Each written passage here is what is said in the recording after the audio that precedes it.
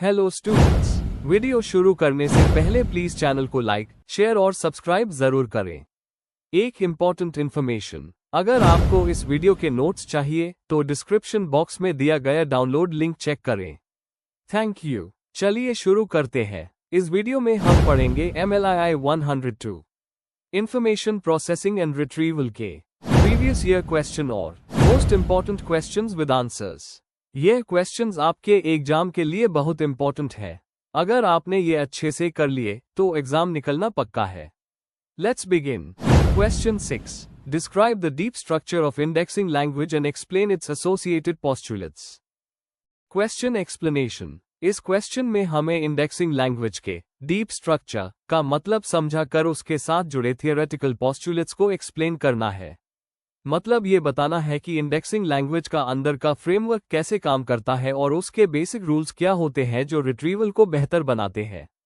Answer. Introduction. Indexing language एक ऐसी system है जो डॉक्यूमेंट्स के सब्जेक्ट्स को रिप्रेजेंट करने के लिए टर्म्स और रूल्स का यूज करती है। डीप स्ट्रक्चर इसका इंटरनल फ्रेमवर्क होता है जिसमें ये डिसाइड होता है कि इंफॉर्मेशन के कॉन्सेप्ट्स और रिलेशनशिप्स को कैसे ऑर्गेनाइज और कनेक्ट किया जाए।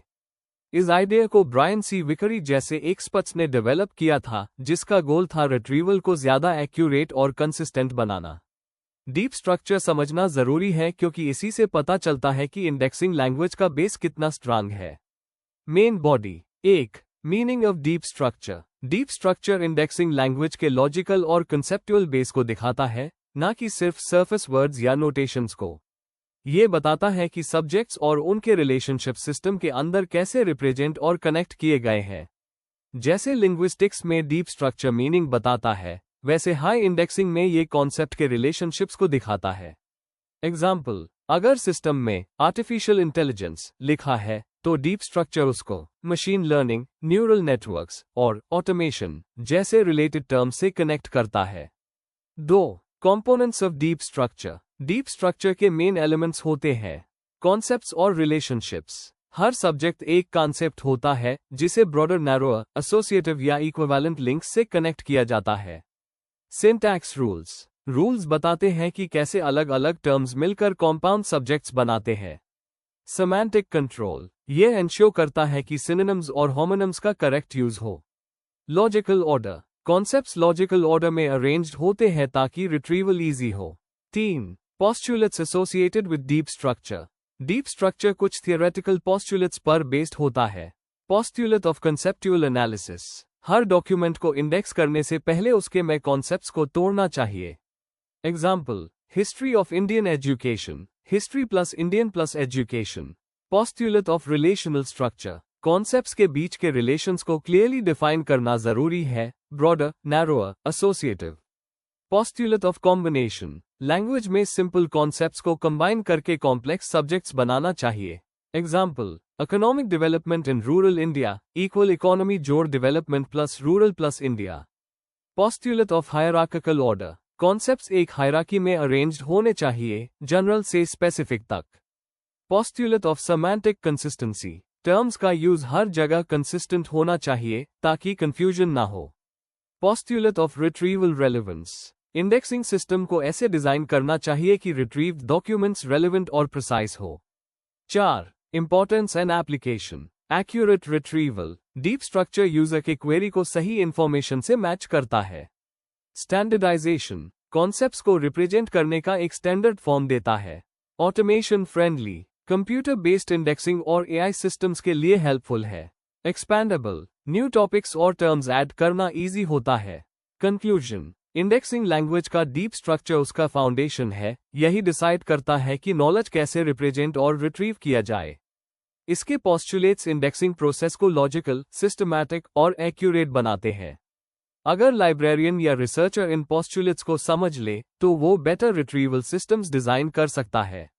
अगर आपको इस वीडियो के नोट्स चाहिए तो डिस्क्रिप्शन बॉक्स में दिए गए डाउनलोड लिंक को जरूर चेक करें।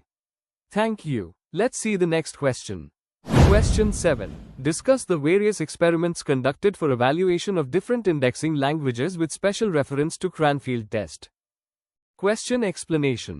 इस क्वेश्चन में हमें बताना है कि अलग अलग इंडेक्सिंग लैंग्वेजेस का evaluation कैसे किया गया था, खासकर क्रैनफील्ड टेस्ट के जरिए। हमें उसके एक्सपेरिमेंट्स, मेथड्स, रिजल्ट्स और इम्पोर्टेंस समझने हैं। आंसर। इंट्रोडक्शन। इंडेक्सिंग लैंग्वेज एक ऐसी टेक्निक होती है जो इंफॉर्मेशन को अरेंज और रिट्रीव करने में हेल्प करती है। इनकी परफॉर्मेंस चेक करने के लिए कुछ साइंटिफिक एक्सपेरिमेंट्स किए गए, जिनमें सबसे फेमस था क्रैनफील्ड एक्सपेरिमेंट। यह एक्सपेरिमेंट्स 1950-60 के दौरान C.W. क्लीवर्डो ने यूके में किए थे। इन्होंने इंफॉर्मेशन रिट्रीवल के लिए एक सिस्टमैटिक और साइंटिफिक एवैल्यूएशन मेथड इंट्रोड्यूस किया था। Main body. 1. एवैल्यूएशन की जरूरत। इंफॉर्मेशन के बढ़ते वॉल्यूम के साथ लाइब्रेरीज को इफेक्टिव इंडेक्सिंग सिस्टम्स की जरूरत महसूस हुई। एवैल्यूएशन से ये पता चलता है कि सिस्टम कितनी एक्यूरेटली रेलेवेंट डॉक्यूमेंट्स रिट्रीव करता है, प्रिसिजन, और कितने रेलेवेंट डॉक्यूमेंट्स मिस करता है, रिकॉल। ऑब्जेक्टिव था ये देखना कि मैनुअल, ऑटोमेटिक या मिक्स्ड इंडेक्सिंग मेथड ज्यादा इफेक्टिव है। 2. क्रैनफील्ड के पहले एक्सपेरिमेंट्स। पहले के एक्सपेरिमेंट्स सब्जेक्टिव और रैंडम साइंटिफिक बेस नहीं था। लाइब्रेरियंस फीडबैक या पर्सनल एक्सपीरियंस से ही सिस्टम्स को जज करते थे। स्टैंडर्ड डाटासेट और मैट्रिक्स नहीं थे, इसलिए रिजल्ट्स रिलायबल नहीं होते थे। 3. Cranfield experiments, Cranfield 1 and 2। Location. Cranfield college of aeronautics, UK. Researcher C.W. Cleverdon. Objective, अलग अलग इंडेक्सिंग सिस्टम्स को टेस्ट करना under controlled conditions. Cranfield 1, 1957। Manual और ऑटोमेटिक इंडेक्सिंग के बीच कंपैरिजन हुआ। डॉक्यूमेंट्स एरोनॉटिकल इंजीनियरिंग के फील्ड के थे। एवैल्यूएशन के लिए प्रिसिजन और रिकॉल यूज हुआ। रिजल्ट, मैनुअल इंडेक्सिंग उस टाइम ज्यादा इफेक्टिव थी। क्रैनफील्ड 2, 1963। मेथडोलॉजी और भी रिफाइंड थी। रेलेवेंस जजमेंट कॉन्सेप्ट इंट्रोड्यूस हुआ। 1400 डॉक्यूमेंट्स और 221 टेस्ट क्वेरीज यूज किए गए। टेस्ट कलेक्शंस, क्वेरीज और रेलेवेंस डाटा के साथ एक स्टैंडर्ड एवैल्यूएशन मॉडल बना। 4. क्रैनफील्ड टेस्ट की methodology. Document set, fixed documents का एक specific subject area. Queries, standard user questions. Indexing methods, multiple system same data पर अप्लाई किए गए।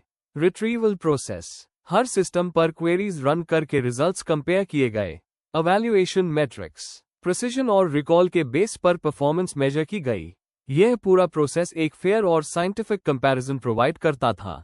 5. फाइंडिंग्स और इम्पैक्ट। एक्सपेरिमेंट्स ने बताया कि इंडेक्सिंग एग्जॉस्टिविटी और स्पेसिफिसिटी रिट्रीवल परफॉर्मेंस को डायरेक्टली अफेक्ट करते हैं। कंट्रोल्ड वोकैब्युलरी और स्टैंडर्ड सब्जेक्ट इंडेक्सिंग की इंपॉर्टेंस सामने आए।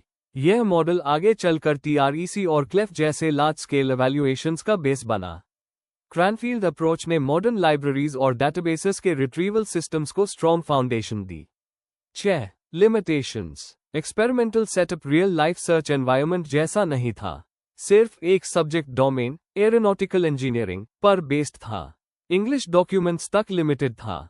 फिर भी यह एक्सपेरिमेंट्स इंफॉर्मेशन साइंस के फील्ड में माइलस्टोन माने जाते हैं। कंक्लूजन। क्रैनफील्ड एक्सपेरिमेंट्स ने पहली बार इंडेक्सिंग लैंग्वेजेस के एवैल्यूएशन को साइंटिफिक अप्रोच दी। इन्होंने प्रिसिजन, रिकॉल और रेलेवेंस जैसे इंपॉर्टेंट कॉन्सेप्ट्स को डिफाइन किया। आज भी modern information retrieval systems UNHI principles पर बेस्ड है। इन एक्सपेरिमेंट्स ने इंफॉर्मेशन साइंस रिसर्च को एक स्ट्रॉन्ग बेस दिया। अगर आपको इस वीडियो के नोट्स चाहिए तो डिस्क्रिप्शन बॉक्स में दिए गए डाउनलोड लिंक को जरूर चेक करें। Thank you. Let's see the next question. Question 8. What is a database? Discuss it's kinds and properties. Question explanation. इस क्वेश्चन में हमें डाटाबेस का मीनिंग बताना है, फिर उसके अलग अलग टाइप्स जैसे हायरार्किकल, रिलेशनल, नेटवर्क, etc. समझाने हैं और उनके मेन प्रॉपर्टीज या कैरेक्टरिस्टिक्स लिखने हैं जो डाटाबेस को यूजफुल बनाते हैं। आंसर। इंट्रोडक्शन। डेटाबेस एक स्ट्रक्चर्ड कलेक्शन होती है रिलेटेड डेटा की, जिसे इस तरह से स्टोर और मैनेज किया जाता है कि यूज इजीली एक्सेस और अपडेट किया जा सके।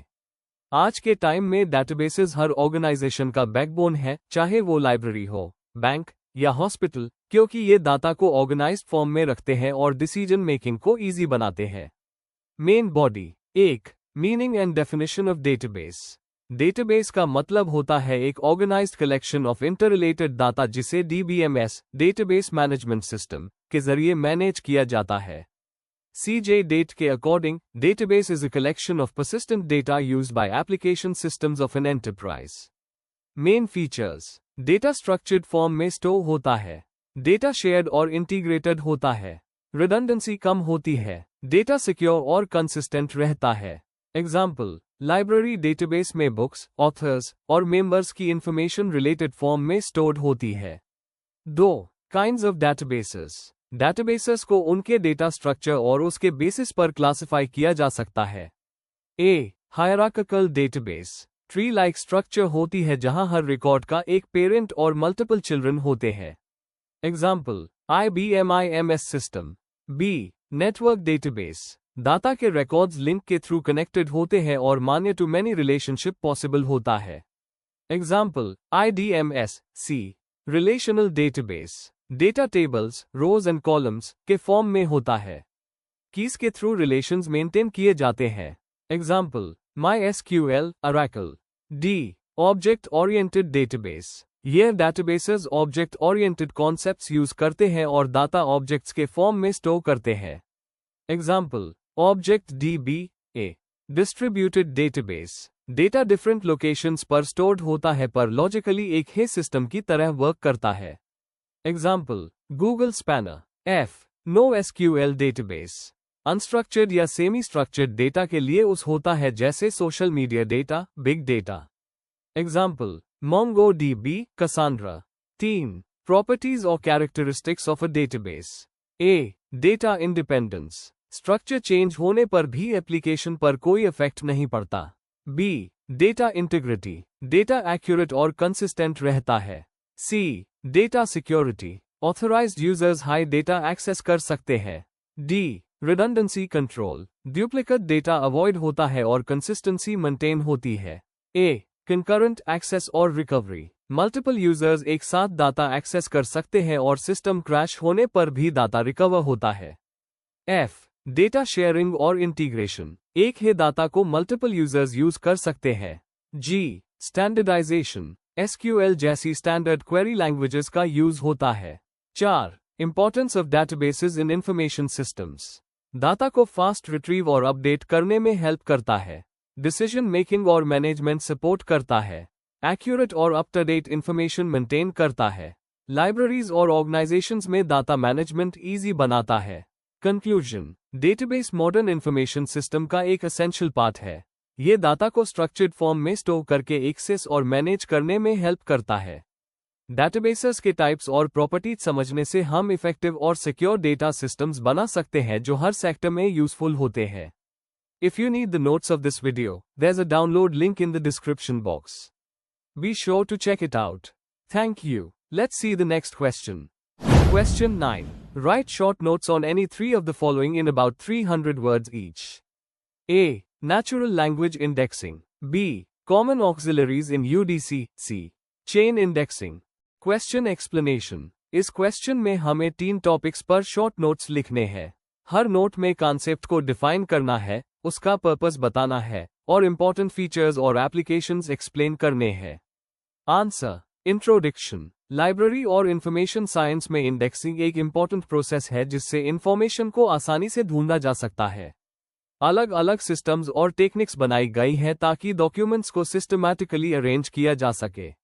नेचुरल लैंग्वेज इंडेक्सिंग, UDC के कॉमन ऑक्सिलरीज और चेन इंडेक्सिंग ऐसे ही इंपॉर्टेंट टॉपिक्स हैं जो इंफॉर्मेशन रिट्रीवल को इफेक्टिव बनाते हैं। Main body. A. Natural language indexing. Natural language indexing NLI एक ऐसी मेथड है जिसमें इंडेक्स टर्म्स डायरेक्टली डॉक्यूमेंट के टेक्स्ट से लिए जाते हैं। मीनिंग यानी डॉक्यूमेंट में लिखे वर्ड्स या फ्रेजेस को हाई इंडेक्सिंग के लिए यूज किया जाता है बिना किसी कंट्रोल्ड वोकैब्युलरी के। फीचर्स, ऑथर्स और यूजर्स के नेचुरल लैंग्वेज का यूज होता है। इजी टू अप्लाई और कॉस्ट इफेक्टिव है। कंट्रोल टर्म्स की जरूरत नहीं पड़ती। एडवांटेजेस, यूजर्स के लिए सर्च करना इजी होता है क्योंकि सेम वर्ड्स यूज होते हैं। सर्च इंजन्स और डिजिटल सिस्टम्स के लिए सूटेबल है। डिसएडवांटेजेस, सिनोनिम्स और स्पेलिंग वेरिएशंस के कारण एक्यूरेसी कम हो सकती है। रिट्रीवल कंसिस्टेंसी मेंटेन करना मुश्किल होता है। एग्जाम्पल, गूगल या ऑनलाइन डेटाबेसेस में कीवर्ड सर्च NLI का एग्जाम्पल है। बी. कॉमन ऑक्सिलरीज इन UDC सिस्टम में कॉमन ऑक्सिलरीज उन नोटेशंस को कहते हैं जो हर सब्जेक्ट के साथ ऐड करके उसके डिटेल्स बताते हैं। डेफिनेशन, ये नोटेशंस डॉक्यूमेंट के प्लेस, लैंग्वेज, फॉर्म या टाइम को रिप्रेजेंट करते हैं। टाइप्स, प्लेस -1/-9, भौगोलिक स्थान जैसे -54 for India, language equal, document की लैंग्वेज जैसे equal 111 for English, form 0, literature के फॉर्म जैसे 02 फॉर डिक्शनरी, टाइम समय जैसे 19 फॉर 20 सेंचुरी, इंपॉर्टेंस सब्जेक्ट को ज्यादा प्रिसाइजली रिप्रेजेंट करता है, यूडीसी को फ्लेक्सिबल और यूनिवर्सल बनाता है। Example, education in India in the 20th century को क्लासिफाई करने में ऑक्सिलरीज का उस होता है। C, chain indexing, chain indexing एक मेथड है जो क्लास नंबर से इंडेक्स एंट्रीज डिराइव करता है। इससे एसआर रंगनाथन ने डेवलप किया था। डेफिनेशन, ये एक सिस्टमैटिक प्रोसेस है जिसमें ब्रॉड से स्पेसिफिक टर्म्स तक एक चेन बनाई जाती है। स्टेप्स, डॉक्यूमेंट का क्लास नंबर आइडेंटिफाई करो, क्लासिफिकेशन के हायरार्की टर्म्स लिखो, चेन के थ्रू एंट्रीज बनाओ। फीचर्स, क्लासिफिकेशन शेड्यूल के बेस पर होता है, जनरल और स्पेसिफिक दोनों टाइप के इंडेक्स एंट्रीज मिलते हैं। एडवांटेजेस, इंडेक्सिंग लॉजिकल और कंसिस्टेंट होती है, रिलेटेड सब्जेक्ट्स तक पहुंचना इजी होता है। Example, education of women in India के लिए चेन होती है education, women, India. Conclusion, natural language indexing, common auxiliaries in UDC और चेन इंडेक्सिंग तीनों हाई इंफॉर्मेशन रिट्रीवल के लिए बहुत यूजफुल टूल्स है। एनएलआई सर्चिंग को इजी बनाता है, यूडीसी ऑक्सिलरीज डॉक्यूमेंट को डिटेल में रिप्रेजेंट करते हैं और chain indexing systematic searching provide करता है। इन सब के कॉम्बिनेशन से मॉडर्न लाइब्रेरी सिस्टम्स एफिशिएंट बन जाते हैं। Before we end, please like, share and subscribe the channel for more such study materials and one important information अगर आपको नोट्स चाहिए तो डिस्क्रिप्शन बॉक्स में डाउनलोड लिंक दिया हुआ है, जरूर चेक करें। Thank you.